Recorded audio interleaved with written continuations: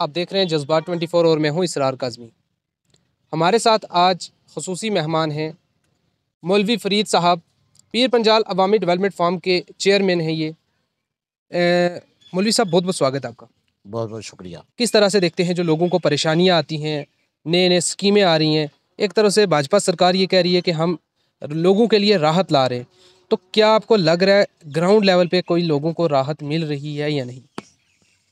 बहुत बहुत शुक्रिया आपका कि आप वक्तन फ़वक्तन आम लोगों की आवाज़ बने हुए हैं। जी। जहाँ तक आपने इस वक्त के हालात के बारे में बताया, गवर्नमेंट की स्कीम्स के बारे में बताया, गुज़श्ता 4-5 सालों से जो अफरा तफरी का माहौल जम्मू कश्मीर के अंदर है, शायद ये कहीं किसी भी रियासत में देखने को ना मिले। जब से 370-35 का ख़ात्मा हुआ, चलो जी एक सियासी मसला था, उस सियासी तौर पर उन्होंने हल किया जैसे करना था। लेकिन उसके बाद यहाँ पर एलजी जो इंतज़ामिया है जम्मू कश्मीर, तारीख़ी रियासत को तोड़कर यूटी बनाया गया। उसके बाद जनाब यहाँ डीडीसी, बीडीसी के इलेक्शन करवाए गए, बहुत सारे काम हुए। लेकिन ग्राउंड लेवल पे जो काम करने चाहिए थे, जो लोगों की उम्मीदों पर उतरना चाहिए था, वो सरकार ने नहीं किया। आप देखेंगे कि 3-4 साल से लोगों को उलझा के रखा हुआ है। मेरे बहुत से साथी ये कहते आ रहे हैं कि फुर्सत नहीं मिलती मज़दूर को भी कि वो मज़दूरी करे। आज क्या है जी, आज आपने आधार कार्ड को पैन कार्ड से लिंक कराना है, आज राशन कार्ड की कापी को उस कापी के साथ लगा। कहने का मकसद कि दूर दराज से लोग लगातार फोटोस्टेट की मशीनों के ऊपर और तहसीलदारों के दफ्तर के अंदर और हाँ, अभी हाल ही में आपने देखा होगा कि हमारे जो पेंशन होल्डर हैं, चाहे माजूर तबका है, चाहे बुज़ुर्ग हैं, चाहे हमारी बेवा बहनें हैं, चाहे बुज़ुर्ग हैं, सबको जो है इन्होंने लाइन में ला के खड़ा कर दिया। 1,000 रुपया ये पेंशन हमें देते हैं। 1,000 के मुकाबले में इन्होंने डॉक्यूमेंट जो इतने डॉक्यूमेंट लेने शुरू किए कि वो हज़ार तो हज़ार, उनको 20-20 हज़ार रुपया खर्चा आके भी डॉक्यूमेंट बड़ी मुश्किल से बने। कहने का मकसद कि मैं अगर एक गाँव अढ़ाई से हूँ, मैं जब 4 चक्कर तहसील ऑफिस में लगाऊंगा तो मेरा खर्चा तो है ही है। मैं ऑनलाइन करने के लिए एक कार्ड को देता हूँ 200 रुपया, दूसरे को 200। कहने का मकसद अफरा तफरी का माहौल है। इस सरकार ने बुज़ुर्गों को भी, इस सरकार ने माजूरों को भी, हमारी बेवा बहनों को भी और सब लोगों को लाइन में खड़ा कर दिया हुआ है। इन्होंने कोई भी, फिर आप देखेंगे कि एक 80 साल बुजुर्ग है, उसकी ये डेट ऑफ बर्थ मांग रहे हैं। उसके बाद आप देखेंगे जी ये उसकी जो है डोमिसाइल सर्टिफिकेट मांग रहे हैं। कहने का मकसद ये है कि वेरिफिकेशन का भी कोई तरीका होना चाहिए। सरकार का तो ये कहना है कि हम वेरिफिकेशन इसलिए कर रहे हैं कि कुछ जेन्युइन नहीं थे केस, कुछ ऐसे लोग इसमें अफराद, कुछ ऐसे अफराद थे जो फॉल नहीं करते थे उस क्राइटेरिया से, लेकिन फिर भी वो पेंशन ले रहे थे। तो क्या मानते हैं कि ये एक स्टेप अच्छा था या नहीं? मैं इस स्टेप को अच्छा नहीं मानता। ये हमारे लिए एक बहुत बड़ी मुसीबत पड़ी।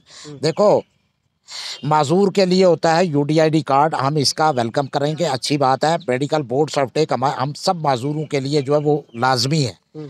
उसके बाद माजूर से कोई डॉक्यूमेंट मांगना गलत है। अगर उसके पास ये प्रूफ है, एक बोर्ड, मेडिकल बोर्ड 4 या 5 डॉक्टरों का लिखा हुआ कि 70% जो है ये डिसेबल पर्सन है, उसके बाद इनको क्या ज़रूरत पड़ी कि आप उसकी जो है डोमिसाइल भी लो, आप उसका एफिडेविट भी लो। पहले इन्होंने कहा कि जज का जो है वो एफिडेविट, फिर हमने शोर वगैरह किया। अब माजूर तबका रोडों पे नहीं आ सकता, माजूर तबके को मोहताज है उनको लाने में भी। तो ये हमारी खामोशी को इन्होंने कमज़ोरी समझा।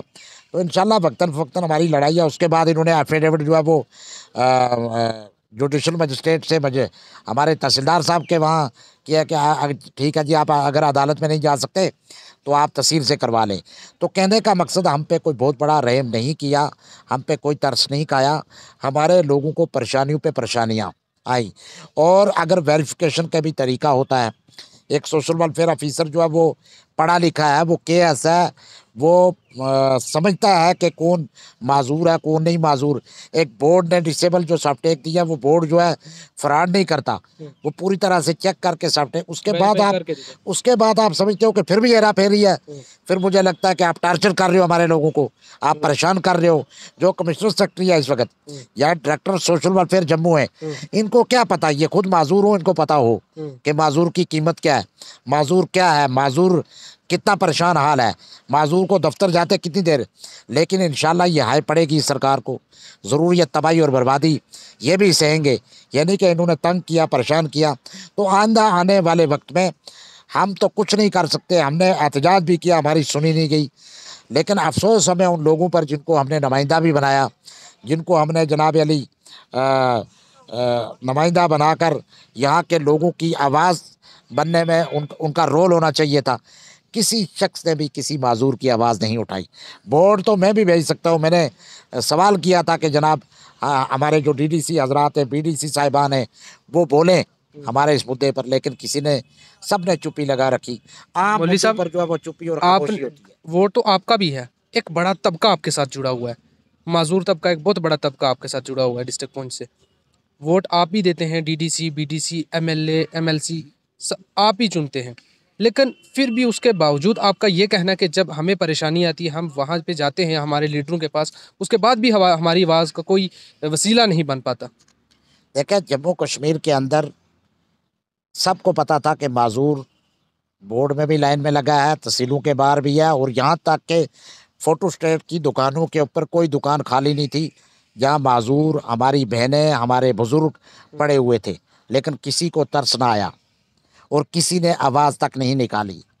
मतलब क्या आप आवाज़ निकालोगे, आपके ऊपर क्या आफत आ जाएगी, लेकिन किसी ने नहीं ये सोचा कि गवर्नमेंट को, कमिश्नर सेक्रेटरी को ये समझाया जाए। इन लोगों का काम था समझाना, डायरेक्टर को ये समझाया जाए। डायरेक्टर से मेरी बात हुई, वो कहती है जी पुंछी से क्यों आवाज़ निकलती है, बाकी की जगह से क्यों नहीं। कहने का मकसद के हालात इतने ख़राब हैं कि ऑफिसर जो है वो ग्राउंड लेवल पे कुछ हो नहीं रहा है, परेशानी का आलम बना हुआ है, लोग जो है वो तंग हैं। हमें तो आज हमारी बारी है, कल दूसरे की है, सभी परेशान हैं। आप ज़्यादा कहाँ जाओगे। ये देखो, लोगों ने यहाँ पर एंटी अक्रोचमेंट चला था, यहाँ पर जी वो फलानी बिल्डिंग हटाई जाएगी, फलाना, चलो जी सब ने दबाव बनाया, नहीं हुआ, लेकिन आम गरीब तो परेशान है।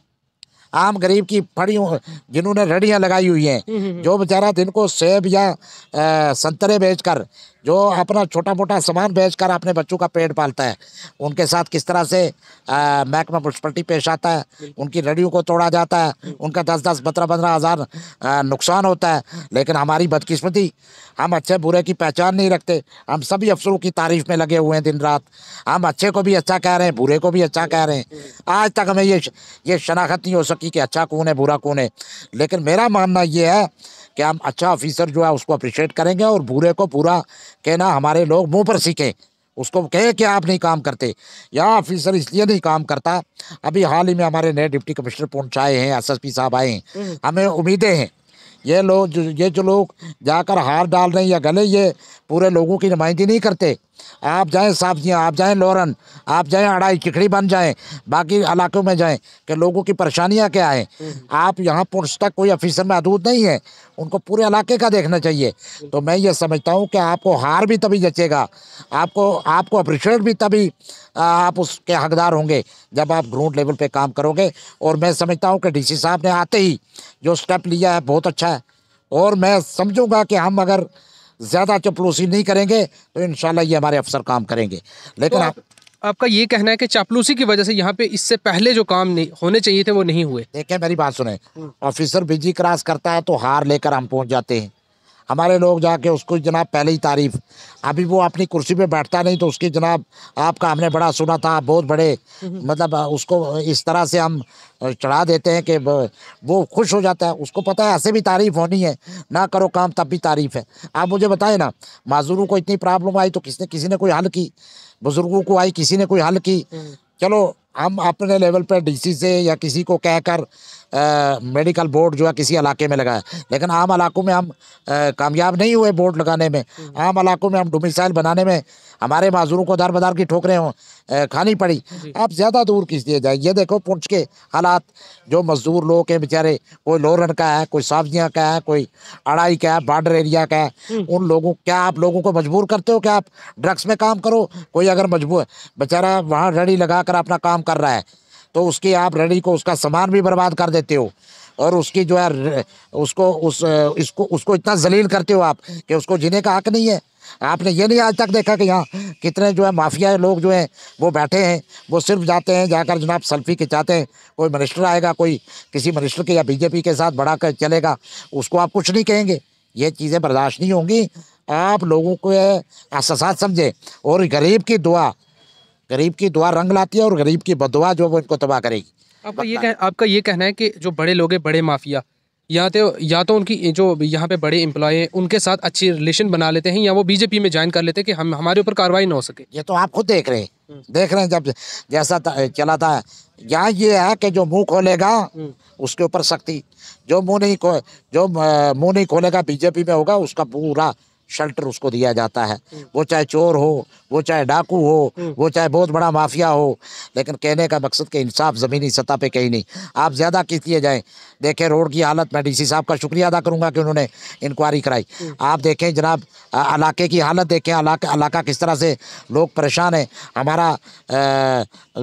मेरा गाँव अड़ाई में 2014 में एक रोड बह गई। वक्तन फवक्तन हम भी बात करते रहे, हमारे लोग भी मिलते रहे, लेकिन महकमा PMGSY डीसी साहब के सामने बिल्कुल कहता है कि हम वो रोड बनाएंगे, लेकिन नहीं रोड बनी। और हमें लगा कि हमें ये भी बताया कि वहाँ किसी भी गाड़ी का किसी टाइम हादसा पेश आ सकता है। कल मेरे लोगों ने अपनी मदद आपके तहत उन लोगों ने उस रोड का काम शुरू किया, डंगे चढ़ाने शुरू किए। ये कितनी शर्म की बात है महकमा के लिए। महकमा PMGSY हो और कई महकमे जात हों जो बिल्कुल पता ही नहीं। आप बताएं, आप जाएं, मैं अब डीसी साहब से भी इंशाल्लाह वक्तन फ़क्तन मिलता रहता हूँ, मैं उनसे भी गुजारिश करूँगा आप इलाके में जाएँ और खाली गरीब लोगों को इतना बताएं कि हमारे पुंछ में कितने महकमे हैं। आधे महकमों का नाम ही नहीं याद, तो ना पता है कि कौन है। यहाँ ऐसे महकमे हैं जो टोटली अपना वक्त टाइम पास कर रहे हैं, लेकिन ग्राउंड लेवल पर उनका कुछ नहीं है। एक चीज़ में समझने की कोशिश करूंगा। एक तरफ मोदी सरकार का ये कहना है, और कई लोगों से मैंने बात भी की जिनका ये कहना है कि मोदी साहब अच्छे हैं और ऊपर से तो स्कीमें आ रही हैं, पैसा आ रहा है, लेकिन जो ग्राउंड लेवल पे जो ऑफिसर्स हैं या भाजपा के कुछ लोग हैं वही काम नहीं करने देते। क्या आप मानते हैं कि इसमें कुछ सच्चाई है या नहीं? देखिए सच्चाई कुछ नहीं है। आप देख रहे हैं कि दिन ब दिन प्रोग्राम हो रहे हैं। चलो चाहे वो खेलो इंडिया हो गया, चाहे वगैरह हो गया, ठीक है खेल कूद में थोड़ा बेहतरी आई, लेकिन मैं ये समझूंगा कि ये अब बैक टू विलेज हो गया। बाकी आप पब्लिक दरबार ले लें तो ये खर्चा किसका है जी। ये खर्चा तो आवाम पे पड़ रहा है। आप एक मीटिंग किसी जगह पे करते हैं मंडी में, महीने में अगर 3 बार मीटिंग हो गई, जो ये ऑल ऑफिसरों को लेकर मीटिंग करते हैं, मीटिंगों से निकलता कुछ नहीं। उस मीटिंग में जो खर्चा होता है, खर्चा होने के बाद सेक्रेटरी या BDO या ये अपने जेब से थोड़े देंगे। इन्होंने भी लोगों पे कमीशन डाली हुई है, कितने % कितनी अब बढ़ जाएगी कमीशन, क्योंकि इस बार 2 दरबार हो गए डीसी साहब के। तो ये चीज़ें ग्राउंड लेवल पर बहुत ज़्यादा हो रही हैं। और आप देखेंगे कहते हैं रिश्वत नहीं है, कोई दफ्तर खाली नहीं है जिसमें रिश्वतखोरी नहीं है। लेकिन लोग इसलिए नहीं बोलते, लोग इसलिए परेशान हैं कि अगर हम बोलेंगे शायद हमारी PMAY की कोई किस्त ना काटी जाए, हमारा कोई काम आए उसको ना रोक लगा जाए। अभी भी लोग जो है वो परेशान हाल है वक्त हर जगह पे। कई जगहों पे बोलना चाहते हैं लोग, लेकिन उनको दबाया जाता है। आप ही ने एक स्टोरी खड़ी गुलपुर की थी। एक बंदा डिसेबल पड़ा हुआ था उस पर बेड पे, उसने कहा जी मेरी है कि इतना सेक्रेटरी साहब ने पैसे खा लिए, तो वापसी दूसरे दिन उसको ऐसा दबाव डालते हैं, 10 लोग उसके अपोजिट खड़े होकर कहते हैं नहीं जी ये बिल्कुल गलत है। मतलब झूठ जो रिश्वत है उसका भी शेल्टर दिया जा रहा है, वो भी हम लोग देते हैं। कौन? जो हमारे लोग हैं जिनको फ़ायदा हो रहा है, वो गरीब को इंसाफ होते नहीं देख सकते, गरीब के खिलाफ खड़ा होना पसंद करते। ये हालात है हमारी। तो इंशाल्लाह मुझे उम्मीद है जो डीसी साहब हैं नए आए हैं वो पूरी वाकफियत और जानते भी हैं इलाके की आवाज़ को, और आम लोगों की मुझे लगता है वो आम लोगों की बात सुन रहे हैं। बड़ी बात ये मैंने देखी कि आम आदमी जा रहा है, मिल रहा है, वो हल हो रही। यानी कि डीसी पहले गलत थे तो ये डीसी अच्छे हैं। पहले हर ऑफिसर में कोई ना कोई खूबी होती है, कोई ना कोई कमी रहती है। हमारे जितने भी डीसी आए बहुत अच्छे आए, लेकिन बदकिस्मती यही है कि हम 4-10 लोग इकट्ठे होकर बस उनको पुंछ तक महदूद रखते हैं। हम नहीं कहते कि इनको कम से कम इलाके की हालत क्या है, उसमें हमारा भी कसूर है। अगर रिश्वत है तो उसमें हम खुल के नहीं बोल रहे हैं कि इतनी % जो वो रिश्वत कमीशन के नाम पर ली जा रही है, हम खुल के नहीं बोलते। अगर बोलते हैं तो हमारा अगर डंगा 50,000 का है वो 10,000 का हो जाता है। तो ये चीज़ें ग्राउंड पे हैं। अगर चाहे सरकार की स्कीम है, लेकिन ग्राउंड लेवल पे कुछ नहीं है। ये 4-5 सालों से अफरा तफरी का माहौल है। आप ज़्यादा दूर किस लिए जाएँ? आप देखें टूरिज़्म इस वक़्त हमारा इलाका कश्मीर से कम है। हमारा मंडी हो, लोरन हो, सब्जियाँ हो, या अपना गली पिंडी से ऊपर संख डोडा हो, हैं, साईं बाबा, ये काफ़ी जगहों पे आप देखें, मेंढर सागरा बलनोई देखें, बहुत सारी जगह जो है वो खूबसूरत, डन्ना शास्तार हो। तो इन इलाकों को डेवलपमेंट क्यों नहीं आज तक हुई? जी। क्यों नहीं कर सकी गवर्नमेंट? इस तरफ राग़िब क्यों नहीं टूरिज़्म को किया एक गया? चीज़ मैं जानने की कोशिश करूँगा, क्या इसमें एडमिनिस्ट्रेशन ही पूरी कसूरवार है, या हमारे लीडर जो हैं हमारे डिस्ट्रिक्ट पुंछ के या हिता पीर पंजाल के, वो भी कसूरवार हैं? देखें, मैं यही बताने जा रहा था आपको। इतना हमारे पास कश्मीर जैसा खूबसूरत इलाका होने के बावजूद हम बिल्कुल फ़ेल हो गए इसको टूरिज़्म पे लाने में। ठीक है, छोटे-मोटे काम हुए, छोटे-मोटे करते रहते, और मैंने 3 साल पहले एक आवाज़ उठाई थी कि मंडी बूढ़ा अमरनाथ में हमारे हज़ारों यात्री मेहमान आते हैं बाहर से। हम कम से कम बोर्ड तो लगाएँ, ये इतने किलोमीटर जब्बीत होती है, इतने किलोमीटर लोरन है, उस पे महकमा ने काम किया, हमारी बात सुनी गई। लेकिन अफ़सोस ये होता है कि हम अपनी सियासत वहाँ तक महदूद रखें। मैं उन अपने जो चुने हुए अशख़ास हैं, वो उनसे गुज़ारिश करूँगा, क्या हम अपनी सियासत वहीं तक महदूद रखें कि कोई लड़ गया उसकी सलाह करवा दी, कोई थाने में गया उसका जनाब अमली हम छुड़ा दिया। अब आपके बहुत बड़े काम हैं, आप जाएँ जनाब, ये भी काम आपका बहुत ज़रूरी है, लेकिन सबसे बड़ा काम है कि क्या आपने कोई बहुत बड़ा प्रोजेक्ट लाया? क्या आपने पुलिस के लिए क्या किया? क्या आपने माज़ूरों की पेंशन को बढ़ाने में अपना रोल अदा किया? क्या आपने सरकार के, क्या हमारे इस माज़ूर और बुज़ुर्ग जब परेशान थे, आप हमारे साथ हड़ताल में शरीक हुए? आपने हमारी आवाज़ को कहीं बुलंद करने में अपना रोल अदा किया? ये अफ़सोस होता है। ये ओनली फॉर पुंछ नहीं, बल्कि मैं जम्मू कश्मीर के पूरे डीटीसी, पीटीसी साहिबान को कहता हूँ कि ये हमारे साथ बहुत बड़ा ये आपको नुमाइंदा बना के हमारे लोगों ने भेजा और आपने आवाज़ तक नहीं निकाली। ये बहुत दुःख की बात है। मौलवी साहब, एक चीज़ मैं जानने की कोशिश करूँगा, हमारे जो कश्मीर बेस्ड पॉलिटिकल लीडर्स हैं, वो जब संसद में जाते हैं, वहाँ पे जाके सिर्फ कश्मीर की रहनुमाई करते हैं। आपको लगता है कि हिता पीर पंजाल के साथ आज भी कहीं ना कहीं डिस्क्रिमिनेशन किया जा रहा है, भेदभाव किया जा रहा है? हिता पीर पंजाल जब जम्मू कश्मीर में सरकारें होती थी तब भी, आज भी वही हालात हैं। आज ये है कि पहले थोड़ा गरीबों को कम लूटा जाता था, आज गरीबों को ज़्यादा परेशान किया जा रहा है। आप देख रहे हैं, आज की डेट में ज़्यादा लूटा जा रहा ज़्यादा है। ज़्यादा लूटा जा रहा है। पहले रिश्वतखोरी थोड़ी सी चोरी छुपा थी, आज शरेआम है। तो ये चीज़ें काफ़ी हद तक जो हैं, ये परेशानी का सबब लेकिन बनी। सरकार तो कह रही है कि हम रिश्वत खत्म कर रहे हैं, करप्शन टोटल खत्म होगी। करप्शन कैसे खत्म हो गई? सरकार कहाँ खत्म कर पाई को करप्शन? अगर किसी आदमी ने कोई किसी एजेंसी में कोई अपनी दरखास्त दी कि जनाब फलाने आदमी ने जो है वो हमसे इतने पैसे लिए हैं और फलाने डिपार्टमेंट ने, तो आपने क्या कार्रवाई की? वो कोई फंसता भी है तो महीने के बाद बाहर हो जाता है। वो फिर उल्टा हो जाता है हमारे लोगों के लिए कि आपने हमें क्या किया। तो कहने का मकसद है कि करप्शन तब तक नहीं खत्म होती जब तक सरकार को ठोस फैसला ना ले कि हम करप्शन वाले आदमी को जो है वो जबरन रिटायर करेंगे। हम करप्शन, एक काम सरकार ने किया, अच्छा हम सब सराहना करते हैं, जो हमारे ख़ास करके हमारे टीचर तबके को जो है वो कम से कम ग्राउंड पे, सभी टीचर नहीं कि स्कूल नहीं जाते थे, कुछ हमारे ऐसे जैसे ये माफिया लोग कुछ ज़मीनों पे ना, इसी तरह कुछ टीचर जो है बड़े घरों के थे, वो स्कूल जाना पसंद नहीं करते थे। वो कम से कम चाहे हफ्ते में 2-4 बार ज़रूर जाते हैं। इतना काम हुआ है, अदरवाइज़ ग्राउंड लेवल पे गरीब के साथ कहीं इंसाफ नहीं हो रहा है। गरीब सिर्फ जलसा आएगा, उस आदमी को ये बोला जाएगा आज फलाने बीजेपी का आपने जलसे जलसा, में आना है। आपने आना है, गाड़ियाँ फ्री हैं, बस आना। तो बेचारा सोचेगा वैसे भी रोज़गार नहीं, आज फ़ोटोस्टेट की मशीन के बजाय हम जलसे में चल पड़े। तो ये चीज़ें हो रही हैं। अदरवाइज़ ग्राउंड पे काम जो है, काम नहीं। आप रोडों की हालत देखें ना, बिल्कुल। आप हमारे हज़ारों की, लाखों की तादाद में बूढ़ा अमरनाथ यात्री आते हैं, उस रोड की हालत आप देखेंगे। और वहाँ पर जो यात्री आते हैं उनको आज तक मतलब हम नाकाम रहे बताने में कि यहाँ भी कश्मीर जैसा इलाका है। आप लोरन चले जाएँ, आप जब्बी तोती चले जाएँ, लेकिन वहाँ पे सड़कें नहीं हैं। सड़कें नहीं हैं। ये किसका काम है? ये हमारी गवर्नमेंट का है, ये हमारे उन नुमाइंदों का है। बोलना चाहिए। सिर्फ एक ट्रांसफार्मर लगा दिया तो पूरी जनाब चर्चा कर दी, या कहीं पानी का नलका कर दिया, इस पे सियासत नहीं होती। कोई बड़ा प्रोजेक्ट करें जिससे कि लोगों को पता चले कि तो क्या वाकई आप मानते काम हैं कर रहे हैं। आप, इस बार जब इलेक्शन होगा तब हिता पीर पंजाल के, और स्पेशली मैं बात करूं डिस्ट्रिक्ट पुंछ की, ये आवाम उनसे ज़रूर पूछेगी कि इस बार आप ये बताएं कि आपने किया क्या?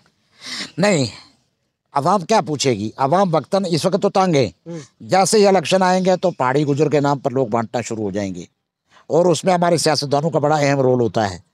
अब खतरा में, आज फलाना खतरे में हो गया, आज फलाना खतरे में हो गया, और लोगों के हकूक़ की बात किसी ने नहीं की। बस ये बहुत बड़ा ख़तरा हो जाएगा, लोग इसी में बांटते चले आ रहे हैं। इसी सबसे बड़ी मार जो हमारे खिताए पीर पंजाल के अंदर है वो यही है। एक हमारी यहाँ पर फ़िरकाबंदी, एक हमारे पे यहाँ पर जो है वो कौम परस्ती। ये दो चीज़ें हमारे लोगों को नहीं उठने देती, और ना ही तरक्की। यही तरक्की में रुकावट है। एक सवाल मैं आखिरी समझने की कोशिश करूंगा, और बेहद कीमती सवाल है आज की तारीख में, क्योंकि इस पर सोशल मीडिया में काफ़ी लोगों ने भी कमेंट्स किए और काफ़ी लोग पोस्ट भी कर रहे हैं कि ये किस तरह का आज माहौल चल रहा है। एक प्राइवेट स्कूल में एक बड़े जो एम्प्लॉय है, गवर्नमेंट से सैलरी ले रहा है, उसके बच्चे प्राइवेट स्कूल में पढ़ रहे हैं, लेकिन एक गरीब का बच्चा आज भी गवर्नमेंट स्कूल में पढ़ रहा है। जबकि जो एम्प्लॉय है वो गवर्नमेंट से सैलरी ले रहा है, और उसके भी बच्चे जो है गवर्नमेंट स्कूल में होने चाहिए थे। जहाँ पे मैं एक टीचर की बात करूँगा, अगर एक टीचर किसी गवर्नमेंट स्कूल में पढ़ा रहा है तो वहाँ पे आपको मैक्सिमम गरीबी के बच्चे दिखेंगे। उसका बच्चा वहाँ पे क्यों नहीं पढ़ता? क्या उसको लगता है कि आज गवर्नमेंट स्कूल में जो पढ़ाई करवाई जाती है वो नहीं है, प्राइवेट स्कूल में ही क्यों इतनी तरजीह दी जाती है? आपने बेहतरीन सवाल पूछा। सिर्फ टीचर ही इसमें मुलव्वस नहीं है, टीचर का बच्चा भी नहीं जाता। टीचर का जो अफसर है उसका बच्चा भी प्राइवेट स्कूल में है, उसका जो अफसर है उसका बच्चा भी प्राइवेट में है। लेकिन कहने का मकसद कौन सुने, कौन हमारी बात को सुने? और क्यों नहीं आज तक ये कानून बनाई गई कि आप ऐसे स्कूल बनाओ? क्यों दिल्ली में अगर ये कानून बन सकता है कि वहाँ पर प्राइवेट स्कूल बंद हो सकते हैं, और जो गवर्नमेंट स्कूल है उनमें जो है पढ़ाई प्राइवेट से भी अच्छी हो रही है, तो ऐसा माहौल क्यों नहीं गवर्नमेंट ने आज तक तैयार किया? सिर्फ दावे हैं, ग्राउंड पे कुछ नहीं है। आप इस वक्त देखेंगे कि इस वक्त हालात ये है कि मज़दूर, किसान, सब लोग परेशान हाल हैं, माजूर परेशान हाल है। हमारे ख़ास करके इस वक्त हम जो है ड्रग्स की बात करते हैं, ड्रग ख़त्म होना चाहिए, और हम सब मिलकर इस वक्त आप देखेंगे कि ड्रग्स को ख़त्म करने में हमारी सिविल सोसाइटी, हमारी इंडियन आर्मी, हमारी एजेंसियां काम कर रही हैं। दूसरी तरफ शराब की दुकानें दी जा रही हैं। आप बताएं कि छोटा गुनाह जब इंसान करता है तो छोटे गुनाह को ख़त्म करने में फिर बड़ा भी हो जाता है। लेकिन यहाँ आप एक तरफ हमें ये कह रहे हो कि ड्रग्स के ऊपर कार्रवाई करो और ऐसे लोगों की निशानदेही करो। हमारे दिन रात जो है वो इंडियन आर्मी जो है वो हमेशा सरहदों की हिफाजत के साथ साथ ड्रग्स पे कंट्रोल कर रही है। एक तरफ से ये कहा जा रहा है कि नशा मुक्त भारत, दूसरी तरफ से शराब की दुकानें खोली जा रही हैं। आप बताएं कि मंडी जैसी जगह में जहाँ पर मुस्लिम आबादी जो है वो 100% है, और हमेशा उन्होंने अपने मज़हब इस्लाम में भी है, तुम्हारे पड़ोसी की कास्ट, तुम्हारे पड़ोसी की मज़हब नहीं पूछा जाएगा, वो किसी भी मज़हब, सिर्फ तुम्हें उसकी इज़्ज़त करनी है। तो हमारे जो मेहमान आते हैं हम उनका एहतराम करते हैं। वहाँ एक तरफ ये कहते हैं नेशनल हाईवे बनने जा रही है, वहीं गुरुद्वारा पास में है सैकड़ों के मकाम पर, वहीं मंदिर साथ पे है, वहीं जनाब मस्जिद भी साथ में है, वहाँ इन्होंने दुकान जनाब खोल दी। हमने प्रोटेस्ट किया, ठीक है वक्ती तौर बंद। हम ये कहते हैं कि उसका लाइसेंस फौरी तौर कैंसिल किया जाए। हमारी यात्रा चलने वाली, हमारे मेहमान हैं, हम उसमें मसरूफ़ हैं, हमारी कमेटियां बनती हैं। हम अपनी यात्रा को जो है वो कहीं नापाक हरकत जो हमारा पड़ोसी देश करता है, चाहे वो ड्रग के ज़रिए, चाहे वो मिलिटेंसी के ज़रिए, हम उसमें लगे हुए हैं कि कहीं कोई खुदा ना करे कोई हमें बदनाम करे। तो आप जो है हमें हमारे 25 घर जो है वहाँ सिख कम्युनिटी के हैं, और उन 25 घरों में ज़बरदस्ती ला के दुकान पे शराब रखी गई कि यहाँ पर खोल के चलाओ। और वो मेरी सिख कम्युनिटी के लोग भी कहते हैं जनाब खुदा के लिए इसको निकालो यहाँ से, वो मजम्मत करते हैं इस बात की।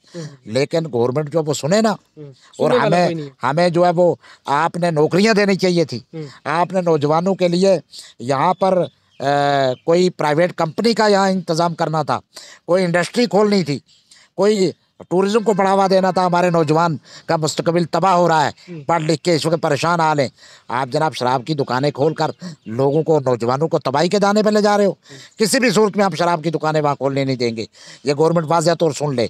और हम पुरअमन लोग हैं, हमने पुरअमन प्रोटेस्ट भी किया, और डिप्टी कमिश्नर पुंछ ने हमें यकीन दहानी दी है। अगर उसके बावजूद भी कि गवर्नमेंट ऐसी गलती करती है कि वहाँ शराब की दुकान खुलेगी, तो हम लोग कभी माफ़ नहीं करेंगे। जहाँ तक आपका सवाल रहा प्राइवेट स्कूलों में, प्राइवेट स्कूल के लिए कोई स्कीम कभी गवर्नमेंट कहती है जी हम इन स्कूलों को अच्छा करने वाले हैं। आप स्कूलों की हालत देखिए जाके। हाई स्कूल है मेरे अढ़ाई मलका में, 3 टीचर पढ़ाने वाले, 4 टीचर हैं। हाई सेकेंडरी में जहाँ 40 का स्टाफ होना चाहिए वह 20 का स्टाफ है। जहाँ पर कम से कम 50 का स्टाफ होना चाहिए वहाँ 15 का स्टाफ है। जहाँ 5 टीचर होना चाहिए वहाँ 2 ही हैं। एक टीचर ऐसा है, मैं साफिया में देख के आया, वहाँ एक ही टीचर है। टीचरों की कमी नहीं पूरा कर सकी सरकार, इन पढ़े लिखे नौजवानों को नहीं लगा सकी। ये हमारे नुमाइंदे क्यों नहीं बोलते? हमारा यूथ तबाही और बर्बादी के दाने पे है। तो ये लोग कह रहे हैं कि आप शराब की दुकानें खोलो, मतलब जो काम करने चाहिए थे वो नहीं किए। हमें पानी की ज़रूरत है, हॉस्पिटलों के अंदर निज़ाम ख़राब है। आप देखेंगे डॉक्टर नहीं है। मंडी की हालत देखें आप, कितने डॉक्टरों की कमी है। मैंडर में भी कमी है, सुनकोट में भी। पुंछ की हालत देखिए आप, छोटे से मरीज को छोटी सी बात के लिए रेफर किया जाता है जम्मू में। कई लोगों के लिए चंदा करके हमारी सिविल सोसाइटी, हमारे लोग जो हैं वो देते हैं, उस मरीज़ के पास इतना पैसा नहीं होता। लेकिन हॉस्पिटलों की ये हालत है कि अंदर जो मशीन है, डॉक्टर नहीं है, मशीन नहीं है, तो चलाने वाला कोई नहीं है। तो कहने का मकसद ये बहुत सारी दिक्कतें और परेशानियां हैं। सिर्फ हम एक चीज़ को, यहाँ अगर एक पार्क का एक पौधा बनाकर हम कहेंगे ये पार्क में पौधा लगाकर हमने बहुत बड़ा काम किया, ये काम नहीं है। काम है हॉस्पिटलों में डॉक्टर लाओ, काम है प्राइवेट स्कूलों को बंद करा के दूसरे स्कूलों को जो है ना निज़ाम दुरुस्त करो, वहाँ के टीचर पूरे करो। हम सिर्फ टीचरों को दोष नहीं दे सकते। कई जगहों पे टीचर, कई जगहों पे लापरवाही थी टीचरों की, लेकिन कई जगहों पे ईमानदारी से टीचर पढ़ाते हैं, लेकिन उनका बस नहीं चलता।